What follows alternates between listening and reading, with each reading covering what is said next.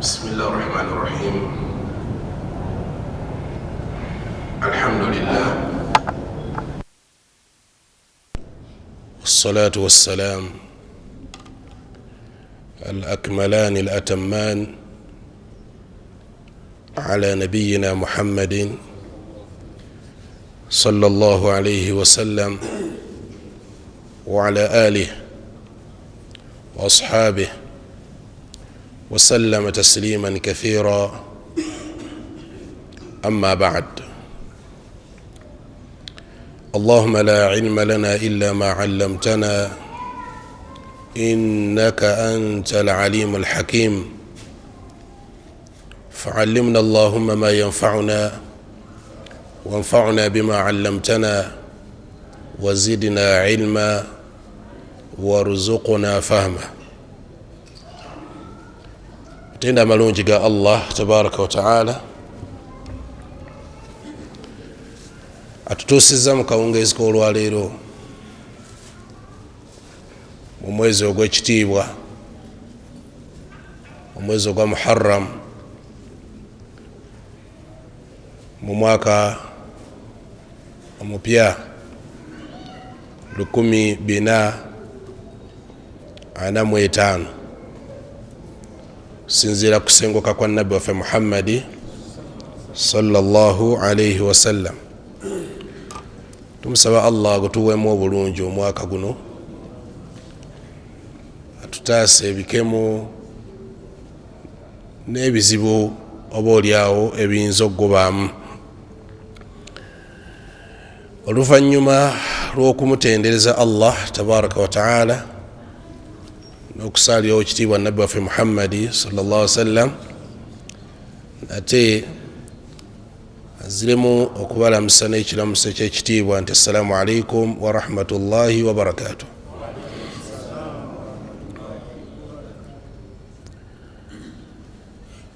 Akawungeezi k'olwaleero tujja kuba tutunuulira ku gumu ku mirimu omulungi ennyo ogutukubirizibwa ffenna okukola. Omulimu ogwo ogutukubirizibwa okuba nti tugukola guzitowa ate era gukaluubiriza abantu, okuggyako oyo Allah tabaraka wa taala gwasunsuddeyo mu bangi n'abanga agukugondesa. Olw'obuzibu bwagwo, Allah tabaraka wa taala yatussizaawo emirimu gye tuyinza okugeraageranya ne ibaada eyo. Waliwo ebiba biganye ate wano tofiirwa, osobola okufuniramu makubo amalala. Nga bw'eri enkola ya Allah tabaraka wa taala nti atwagaliza nnyo obwangu, atwagaliza nnyo obwangu. Yuridu Allahu bikum al-yusra wala yuridu bikum al-usra. Allah ayagala nnyo twanguyiriza, tayagala nnyo tukaluubiriza. Nabwe kityo tugenda kuba tutunuulira emirimu gye tuyinza okugamba nti gyenkanankana ne salatul layli, emirimu egitunuulirwa nga gyenkanankana neki ne qiyamul layli. Nga Allah bakusobosezza okugukola, obalibwanga omuntu ayimiridde, omuntu asaddeko ekiro. Emirimu egyo tujja kuba tukitunuulira insha Allahu taala wamu n'obujulizi bwagyo insha Allahu taala. Olwokuba nti eswala eno nkulu nnyo, nnungi nnyo eri buli musiraamu yenna, ensonga lwaki omubaka Muhammadi sallallahu alaihi wasallam yatugamba nti alaikum biqiyami llaili, banne mwekwate nnyo ku swala eyo. Fa innahu da'bu salihin, nkola ya buli mulongoofu mu balongoofu abatukulembera. Yeswala ekusembeza eri Allah, yeswala ekusonyiisa ebyonoono byo, yeswala ekugobako endwadde mu mubiri gyammwe ye swala etuziiza okukola ebiri haramu. Omuntu bw'aba ajjumbidde swala eno emigaso gy'ogifunamu miyitirivu, la ya'lamuha illa Allah, teri amanyi migaso egyo obungi bwagyo okuggyako Allah tabaraka wa ta'ala. Ensonga lwaki nti bw'eba ekukaluubiriza ng'ofunyeemu obuzibu, Allah yakuteerawo amakubo amalala, toyinza okweyambisa ku eryo, naawe n'obalibwako mu abo abafunye ku mpeera y'abantu abazuukuseeko abayimiriddeko ekiro. Emirimu gino giri 10, giri 10 egikufuula okubanga bw'oba okoze ogumu ku gyo obanga omuntu asadde layiri. Ogusooka ada salatu al-isha wal fajr fi jamaa. Ekisookera ddala mu mirimu gw'oyinza okukola Allah n'akubalako nti obalibwa mu abo abayimiriddeko ekiro, kwe kubanga Allah akusaasidde n'osaala salatu al-fajr, salatu al-isha ne salatu al-fajr. Bw'osaala esswala ezebbiri mu jamaa, Allah akuwandikako ng'omuntu ayimiridde ekiro. Just kusaala isha n'osaala neki ne fajr. Omubaka Muhammadi sallallahu alaihi wasallam yatugamba mu hadithi ya Uthman ibn Affan radiyallahu ta'ala anhu, yagamba nti man salla al-isha fi jamaa, oyo yenna asadde salatu al-isha mu jamaa, kana ka qiyami nisfi al-layl, oyo abanga ayimiridde ekitundu ky'ekiro. Ekitundu kyaki? Ky'ekiro. Tukigerageranye kati mu kiseera kino ti ekitundu ky'ekiro obanga ayimiridde okuva ku magharibi paka ku ssaawa mmeka? Obanga ayimiridde okuva ku ssaawa emu gye tusaalirako isha paka mu makkati g'ekiro ze ssaawa nedda ssaawa 5 kitundu, kitegerekeka ge makkati gaki g'ekiro, kubanga amakkati g'ekiro tugapimira magharibi etuuka ddi ne subuhi etuuka ddi. Tuli bumu? Kati bwe tugerageranya essaawa ezo ne tupima makkati g'ekiro nti gayina kuba ssaawa 5 kitundu takriba okugesa, nti obanga omuntu ayimiridde okuva ku ssaawa emu paka ssaawa 5 kitundu ez'ekiro, oyo asadde ki?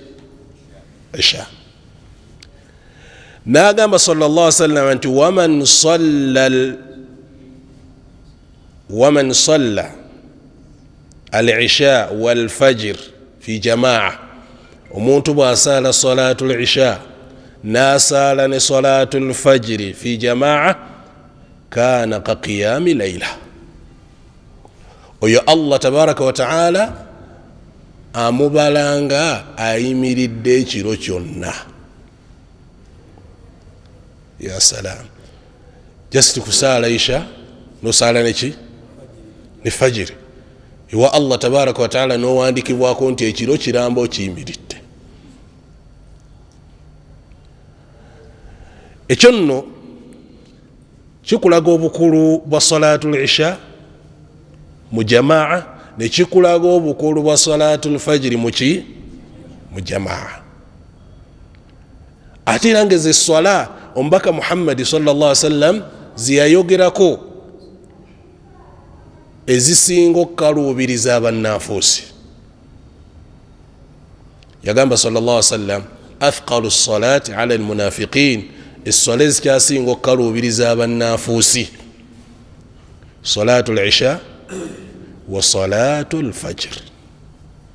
Ye swala ya isha ne swala yaki ya fajr yokumacha, law ya'lamuna ma fihima, singa baali bamanyi obulungi obuli mu ssala ezo, singa abantu baali bamanyi obulungi obuli mu ssala ezo, la atawhuma walau habwa, wallahi omuntu yandibadde ajja okusaala esswala ezo yadde ng'ayavula bwavuzi, n'agatambula tagayina, naye ng'olinamu agavula, wandibadde oyavula n'ojja osaala esswala ezo.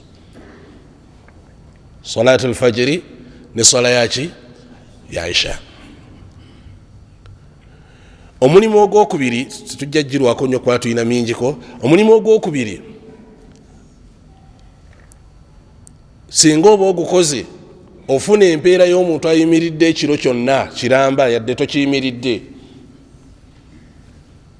ada salatu tarawiha kamila ma'lima, okusaala salatu tarawih. Tarawih tugimanyi, twagikazaako tarawiya, naye tarawih swala gye tusaala nga tuwummulamu. Esswala eyo bw'oba ogisadde yonna ne imaamu ne mufundikira mwenna, bakuwandikako kiro kiramba. Hadithi Abi Dharri radiyallahu ta'ala anhu yagamba, sumna ma'a rasulillah sallallahu alaihi wasallam Ramadan, twasiiba n'omubaka Muhammad sallallahu alaihi wasallam omwezi gwa Ramadan, falam yaqum bina shay'an min ash-shahr hatta baqiya sab'a. Omubaka sallallahu alaihi wasallam omwezi guno gwonna teyayimirirako naffe kusaala swala okutuusa ng'ebulayo ennaku 7 kisibo kikole ki kiggweko. Faqama bina, nabbi sallallahu alaihi wasallam n'asituka n'atusaaza. Mu kutusaaza, hatta dhahaba thuluthu al-layl, yatusaaza kumpi kimu kyakusatu ekyekiro nga tuli mu swala n'omubaka Muhammad sallallahu alaihi wasallam. Falamma kanat as-sadisa, annyonnyola nti bwe lwatuuka olunaku nga ebulayo ennaku banga 6, lam yakum bina, byalibula 6 olw'omukati yakola ki yatusaaza sallallahu alaihi wasallam. Falamma kanat al-khamisa, byalibulayo 5, qama bina, yatusaaza sallallahu alaihi wasallam hatta dhahaba shatru al-layl, yatusaaza kumpi kitundu kya kiro, nga bwe tukigambye nti okuva yatwala kumpi kitundu kya kiro sallallahu alaihi wasallam.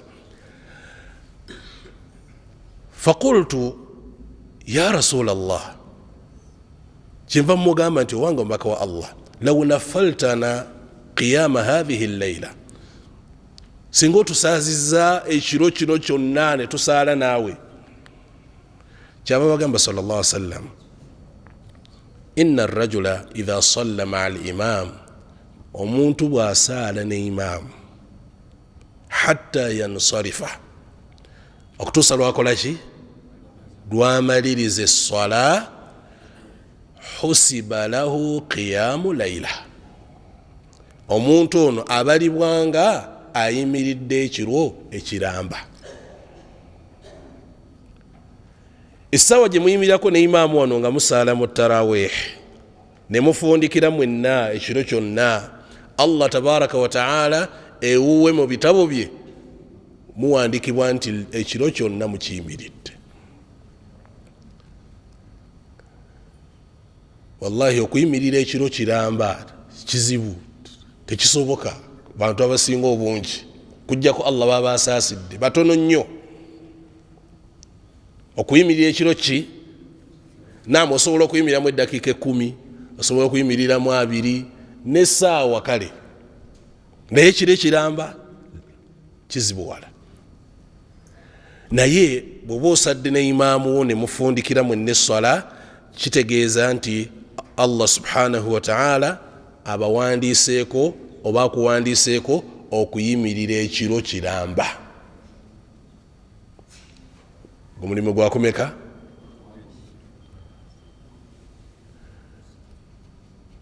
Omulimu ogwokusatu kwejo emirimu egikufuula okuba nti singa oba ogikoze obalibwanga omuntu ayimiridde ekiro kyonna qiraa 100 aya fi layla, okusomayo aya 100 mu kiro. Okusomayo aya mmeka? 100. nga tebagambye nti soma Bakara yonna, wabula gwe kasita osoma aya 100 bakuwandiikako nti oyimiridde ekiro kyonna. Okusomayo aya mmeka? 100.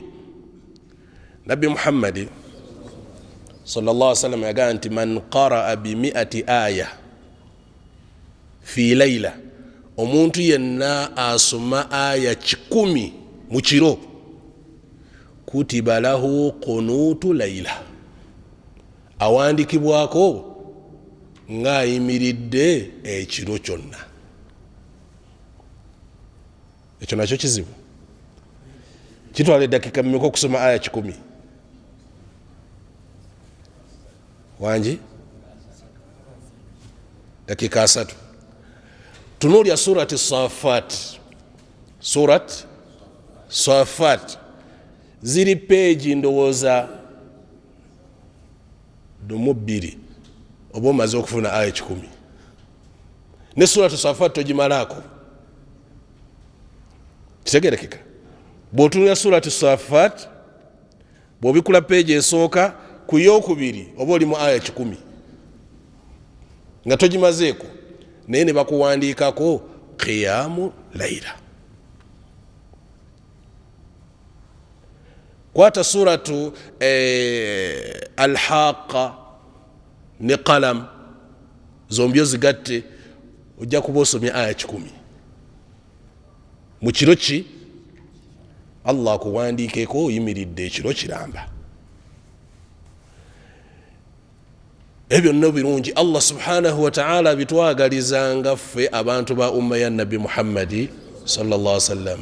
Basiraamu, ffe abantu ba umma ya Nabi Muhammadi sallallahu alaihi wasallam, Allah yatuwa nti mukola kitono naye ate mufuna kinene. Okwawukanako n'emirembe egyakulemberanga, baakolanga kinene nnyo naye ng'ate empeera ntono. Nefe Allah subhanahu wa ta'ala n'atugondeza obusiraamu buno, n'abutugondeza kubanga akimanyi nti tuli banjawulo. Waliwo ono munafu mukiri, waliwo oli munafu mukiri, waliwo ono munafu mukiri, naye ate mwenna mwetaagisa okufuna empeera z'omulimu ogwo. Kyava tuteerawo amakubo agaki? Bw'okola kino ofuna kiri, bw'okola kino ofuna kiri, bw'okola kino ofuna kiri. Lwaki? Ekyo Allah tabaraka wa ta'ala yakituwanga kirabo abantu ba umma ya Nabi Muhammadi sallallahu alayhi wasallam. Era omubaka Muhammadi sallallahu alayhi wasallam yagamba mu hadithi ya Umar bin Khattab radiyallahu ta'ala anhu, man nama an hizbih aw an shay'in minhu, singa omuntu yebaka abadde alina okusomako ekiro, yasuze nenniya esomako ekiro, naye otuno tukola ki? Tumutwala naaba nga tasobodde kusoma aya ze. Nabbi sallallahu alaihi wasallam yagamba nti faqara'ahu, kyeyandibadde asoma ekiro n'akisoma ma bayna salati al-fajri wa salati adh-dhuhri, n'okisomera wakati w'esswala ez'ebbiri, kutiba lahu kaannama qara'ahu min al-layl, bakuwandiikako ng'era yakisomye ki?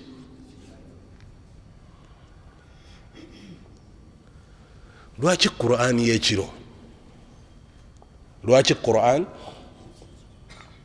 Qur'ani gy'osoma mu budde obw'ekiro ne gy'osoma mu budde obw'emisana mu buzito zaawukanamu?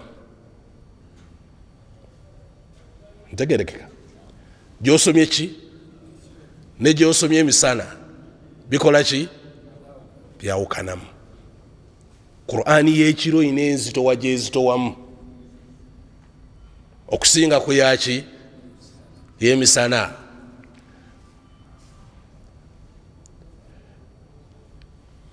Kibala ni Allah subhanahu wa ta'ala yenyini yakyogerako mu Qur'an. Yajitawo Qur'an al-fajr, inna Qur'an al-fajr kana wa min al-layli fatahajjadu bihi. Allah subhanahu wa ta'ala agamba Nabi sallallahu alayhi wa sallam, mukiro weyambise Qur'an ogisome budde bw'ekiro situke. Kitegerekeka bw'ogisoma mu budde obw'ekiro eyawukanako neki inna nashi'ata al-layli hiya ashaddu wat'an wa aqwamu qila. Kati Qur'an gye tusomye mu budde obw'ekiro eyina enzito wagyekola ki. Kati bw'obanga oyina hizbu yo, oyina ekitundu kyo ky'omanyi nti kino nkisoma mu budde bwa kiro, kwolwo otuwe nti kusinza amaanyi noba nga tokisomye n'okisoma wakati wa fajiri neki ne dhuhuri, Allah akyusa nanga nti kimuwandiikeko ekiro yakisomye mu kiro. Dhalika fadlullah yu'tihi man yasha, obulungi bwa Allah abuwa oyo gw'abayagadde. Era n'ebimu ku bikuweesa empeera z'okuzuukuka ekiro okuba nti wayibiridde ekiro, mulimu ogw'okubeka gwakuna antanwi qiyamu layl qabla nawm, okusula n'enniya ezuukuka ekiro nakyo kikuwandiisaako kiro kyonna nti wasadde ekiro. Okusula neki n'enniya nja kuzuukuka ekiro, ne bw'oba tozuukuse Allah alagira nti mumuwandiikeko layiri.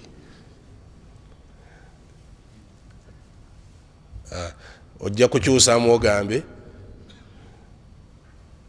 kandeete enniya ezuukuka ekiro, naye ng'ate mu nniya toyagala kuzuukuka kiro, awo wali obuzibu. Kakasa nti Allah bw'aba mpadde n'enzuukuka ekiro nja kusaala. Abagambako emabega nti Allah tabaraka wa ta'ala ebiseera ebimu atera okuleeta chance mu bulamu bwaffe, emikisa mu bulamu bwaffe. Kitegerekeka n'akwagaliza ekirungi, kati mu kwagaliza ekirungi ekyo ate n'otakikozesa.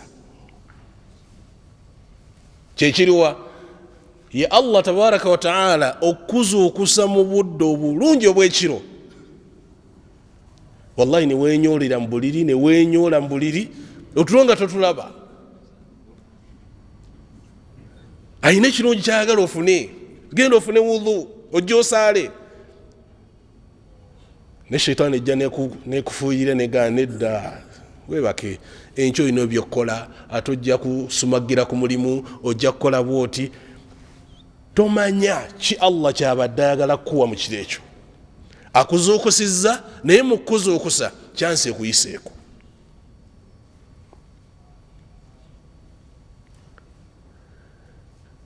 Wallahi Allah tazuukusa okujjako mukwano gwe, takuzuukusa okujjako ng'oli ki mukwano gwe, era ayina ebirungi byakwagaliza.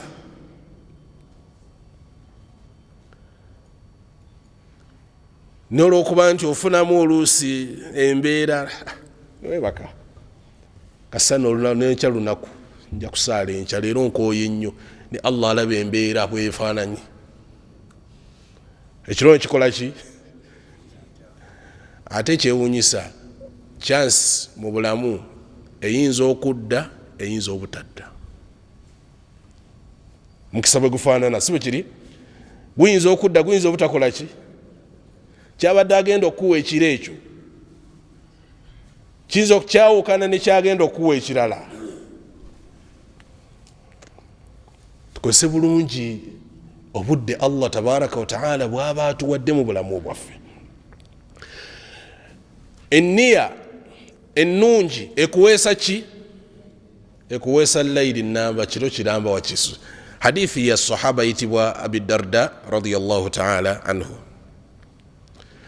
agamba qala an-nabiy sallallahu alayhi wa sallam man ata firasha, omuntu yenna bw'abazze ku buliri bwe wasula wahuwa yanwi,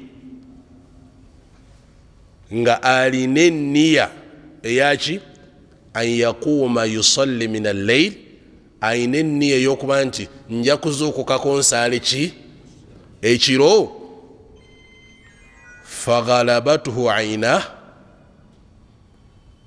otulo ne tumusinza amaanyi, hatta asbaha, paka lwebukola ki lwebukya, kutiba lahu ma nawa, bamuwandikako enniya yeeyo, bamuwandikako okusaalako okwo kwekiro. Wakana naumuhu, netubanga otuloto tweyebase paka ku makya, sadaqatun alayhi min rabbihi azza wa jalla, otuloto webase neba saddaka nga Allah agikuwadde wumula naye ne waffe katukuwandike mubasaazi. Sadaqa Allah akusaddakidde. Olaba obukulu bw'enniya. Enniya ekutuusiza mubasaala ekiro naye nga tokoze eki tusadde. Wano nno wetulabira akabenja akanene ennyo akali ku bantu asula nga tayagadde kusaala salatul fajiri, asuze nga tayagala kusaala sola yaki, oli mu kabenje kamaanyi nnyo.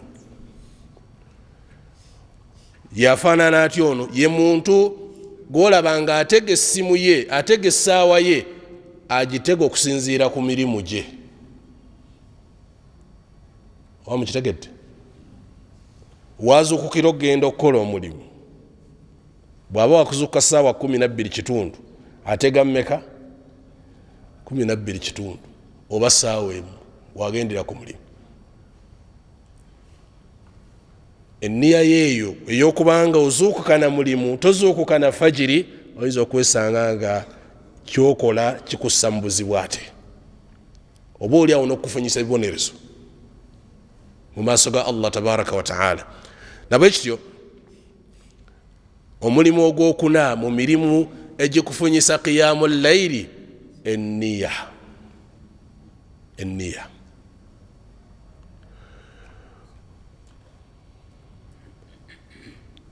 Ogwokutaano,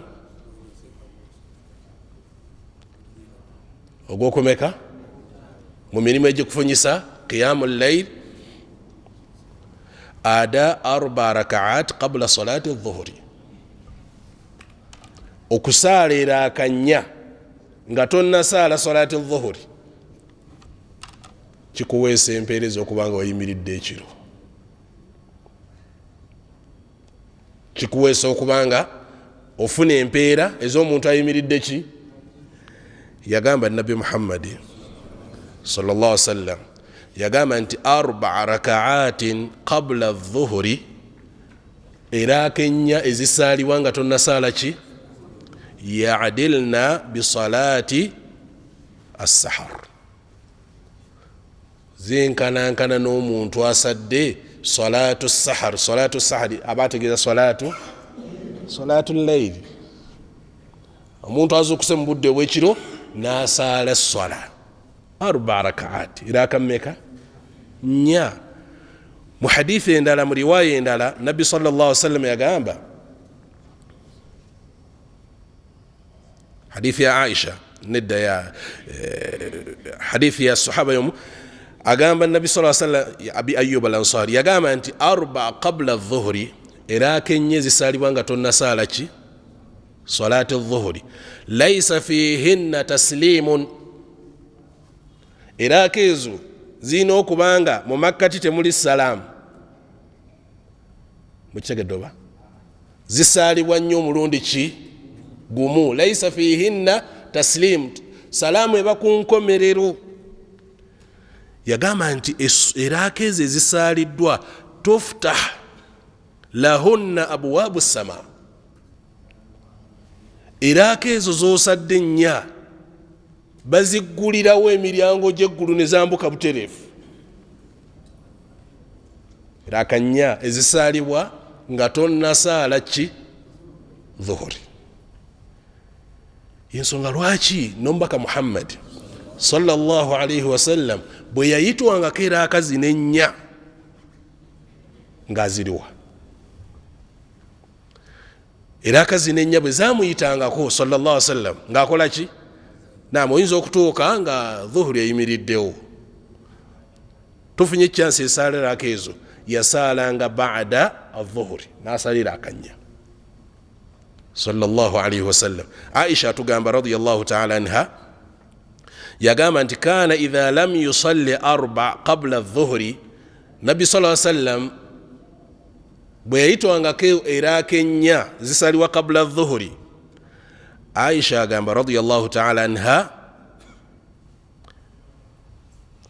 sallaha ba'da adh-dhuhri, yazisalanga ddi? Ba'da adh-dhuhri nazisala sallallahu alayhi wasallam, okulaga nti iraka ezo n'omubaka Muhammad sallallahu alayhi wasallam akulaga obukulu bwazo. Ekisooka kya byonna zikufunyisa okubanga owandiikibwa mu basadde ki? Layiri. Ekyokubiri nti iraka ezo oluzisaala bakuggulirawo zambuka butereevu, baziggulirawo emiryango gy'eggulu. Bwatugamba Nabbi waffe Muhammadi sallallahu alayhi wasallam yagamba nti arba qabla adh-dhuhri tuftahu lahunna abwabu as-samaa, iraka ennya ezisaalibwa ezo qabla adh-dhuhri baziggulira emiryango gyaki? Gy'eggulu. Katugenda okusaala adh-dhuhri nga already omulimu gw'omulungi gwayambuse eri Allah subhanahu wa ta'ala. Nabwe kityo nti kugimu ku mirimu egyekufunyisa qiyamul layl gwe gubadde ogw'okumeka?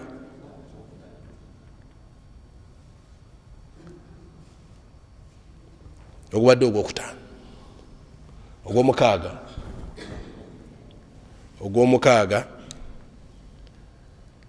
ku mirimu egikufunyisa okuba nti obalibwa mu bantu abasadde ekiro kyonna mulimu husnul khuluq. Husnu empisa, omuntu ow'empisa wallahi ni bwaba atambula butambuzi Allah muwandikako nti ali mu layiri. Owaki? Omubaka Muhammad sallallahu alayhi wasallam yatugamba mu hadithi ya Aisha radiyallahu ta'ala anha yagamba nti innal mu'mina, mazima omuntu ayitibwa omukkiriza, la yudirik bihusni khulqi, asobola okutuuka olw'empisa ze ennungi z'alina n'atuuka darajat ku madaala agaani? As-saim, omuntu asiibye fi nahar, asiibye mu lunaku lw'emisana, wal qaim billayl, empisa zo zikutuusa ku madaala g'omuntu asiibye emisana naye ng'oli mu kulya mmereyo, ne zikufuula omuntu ayimiridde ekiro kyonna naye ng'oli mu mirembe gyo. Empisa zikufuula omuntu ayimiridde ekiro, empisa zikufuula omuntu akola ki? Asiibye. Ebigambo bya Nabbi Muhammad sallallahu alayhi wasallam. Idhan egimu ku mirimu egikufuula okuba nti obalibwa mu bantu abasiibye husnul khuluq, empisa.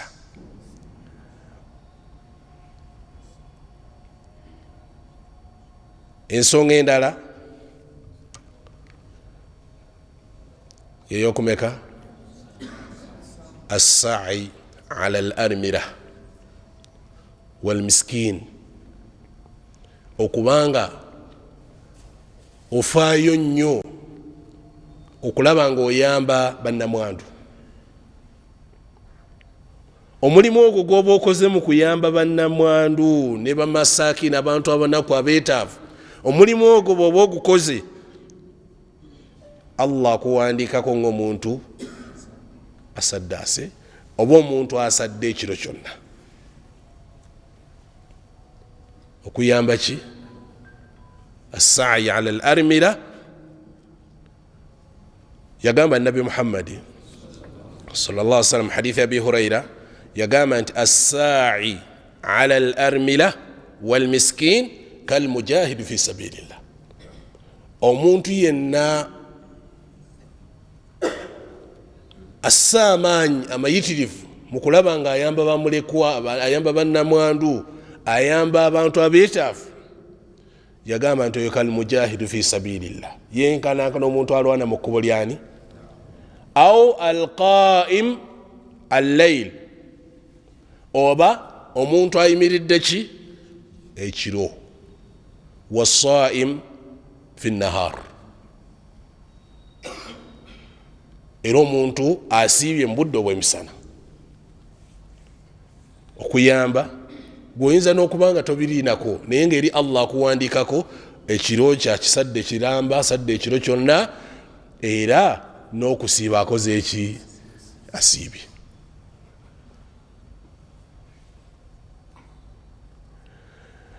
omulimu omulala al-muhafadha ala adabi al-jumu'ah,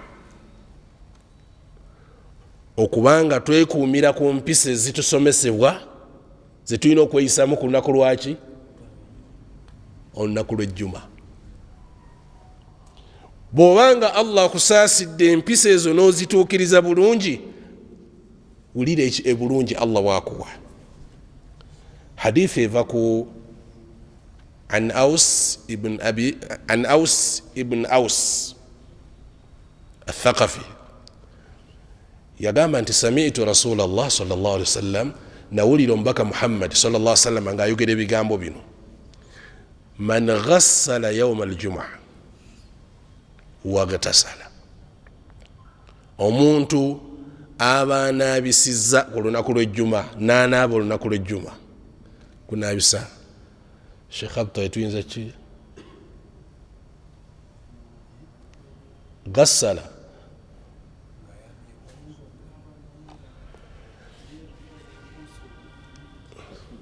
naam, omuntu okunaaba obulungi, oba okubanga abadde n'abantu be ku lunaku lwaki? olw'ejjuma, n'afuuka ensonga y'omuntu oyo okunaaba, naye nnyini n'akola ki? n'anaaba ku lunaku olwo olw'ejjuma, okusinziira ku tafsiri ezimu ez'abamanyi bakivuna mu mbeera ez'enjawulo. n'agamba nti wabakkara wabtakar, n'abanga abadde mu bantu abakedde mu masjid ku lunaku olwaki? kambuuzemu ekibuuzo. Nabbi sallallahu alaihi wasallam yatugamba nti omuntu ajja ku lunaku olw'ejjuma asooka mu muzikiti abanga asaddaasa eki? eŋŋamiya. ate owokubiri nte, owokusatu mbuzi, owokuna nkoko, owokutaano gi. essaawa ezo tuzibala ddi?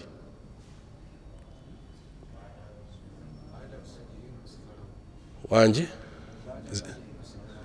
baada alfajiri. naam, essaawa esooka yeeriwa ziba saawa meka? wangi saawa emu. naam, oyinza okwesanga nga ebyogerwako byonna teryabikola.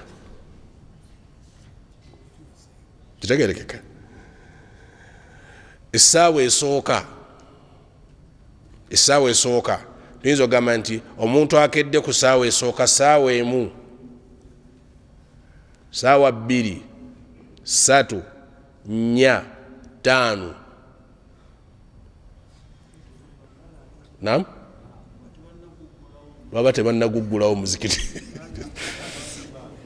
naam, Sheikh Uthaymin rahimahullah byalannyonnyola essaawa ezo, yagamba tuzibala kuva ku ssaawa emu akedde ku ssaawa esooka yewente manye ngamiya 2 abawaki wante azze ku 3 ewambuzi azze ku 4 nkoko owoku 5 mujja mmeka kati nejjiri tulema oluusi abasinga obungi tulina tafsiri egamba nti asoose mu muzikiti ne bwaba azze ku 7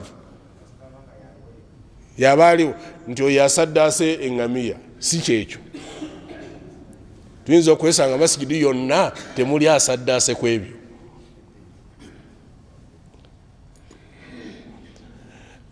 Ab'e Makka bo mbalaba babikola. E Makka omuntu ava ku fajiri n'atafuluma mu muzikiti n'atuula paka ku jjuma lweggwa, abantu batuula mu masigidi ne batuula. Ogenda okutuuka ssaawa 4 nga masigidi tolina wootuula. Kati abo oyinza okusanga nga bafuna ku ŋŋamiya n'amagi bakola ki? Naye ne waffe eyo sunna tuli bagayaafu,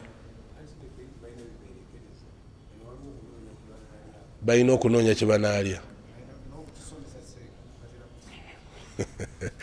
Kale ala kulli haal mu kyo tulina okukeera mu masigidi.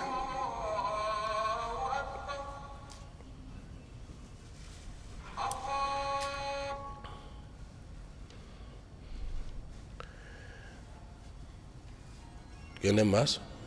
Tayib, okeera mu masigidi kikulu nnyo, kikulu nnyo okeera mu ki? Mu masigidi.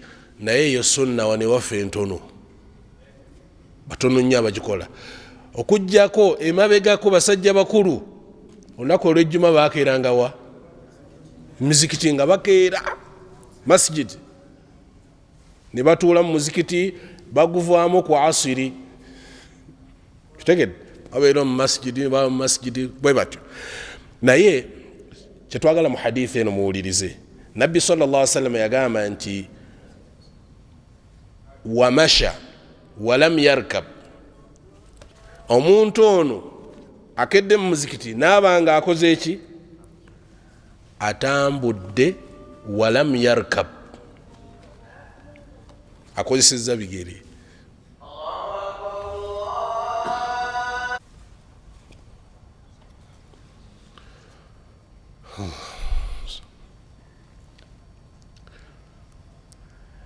Tubadde ku hadithi ya Aus ibn Aus radiyallahu ta'ala anhu, yannyonnyola nti Nabbi Muhammad sallallahu alaihi wasallam agamba nti omuntu bw'aba anaabye ku lunaku olw'ejjuma n'akeerako n'abanga masha walam yarkab, atambuzza bigere teyebagadde ekyebagalwa kyonna, wadana min al imam, n'atatuula ku layini zisembayo, n'atuula ku layini ekola ki? Esooka semberedde imam. Fastama, n'awuliriza n'atazannyira mu jjuma. Nabbi sallallahu alaihi wasallam yagamba kana lahu bikulli khatwa amal sana. Yagamba sallallahu alaihi wasallam nti buli kigere kyositudde bwoti mujja ku masigidi bakuwandiikako ng'akoze atambudde ebigere bya mwaka mulamba. Buli kigere kyoba ositudde, bikulli khatwa amal sana, bakuwandiikako nga akoze omulimu omwaka ki?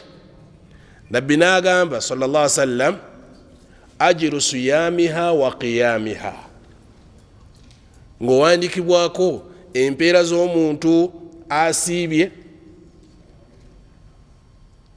ayimiridde. Mukitegedde? Ekigere kimu kyositudde mwaka gwe bakubalako nga gulimu okusaala gulimu nokola ki ebigere bimeka byoba otambudde okuva ewo okujja ku masjidi.